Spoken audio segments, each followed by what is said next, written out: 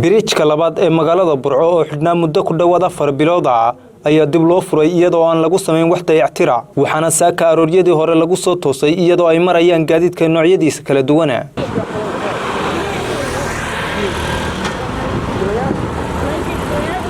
xukuumadda Somaliland oo iyadoo hore u xidhay biriijkan ayaa ku guul dareysatay inay ku sameyso wax dayactir waxa ka hadlaya biriijkan muddo aad u dheer xidhnaa sababtu xidhayeen in muddo la 3 bilood iyo dheeraad xidhay xidhnaada shaqo ka socotana ma naarag anigu waxaan bulshada wada tiga aad iyo aad ugu cadweeyeen dixda wanaga maanta baaragtan anigu waan hagaajisanayn marka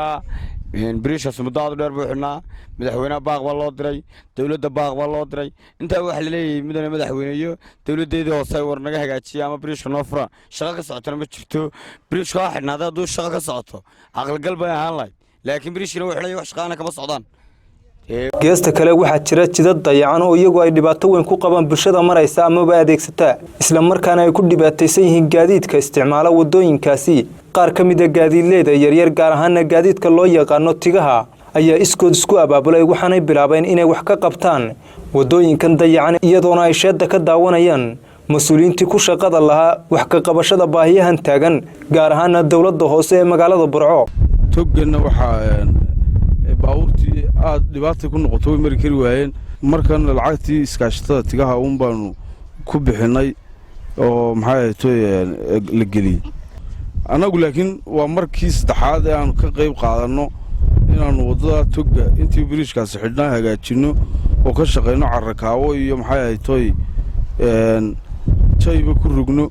anagu gamaan weyno daan u sameysano u dhisano lacag u gelino qarash u gelino dhowr jeer oo gelin kara waan gelin qarashka galay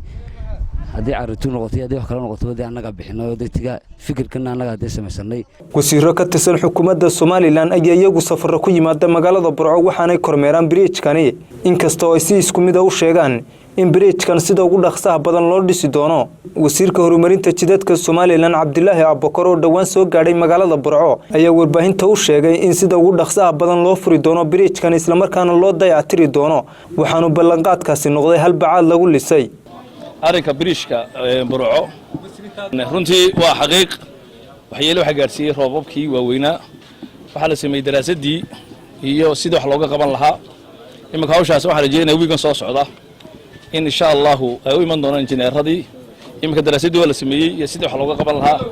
waxaana la siideynayay kharashka madaxweynuhu ugu ogolaaday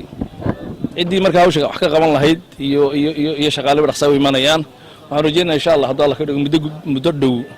in hawshaas si dhaqso nooga dhamaan doonto biriishkan ayaa la sheegay inay fureen dad shacab oo gadoosan kuwaas oo iyagu ka cadhooday wada xumada soo food saartay Cabdiraxmaan Trike telefishinka Horyaal magaalada Burco.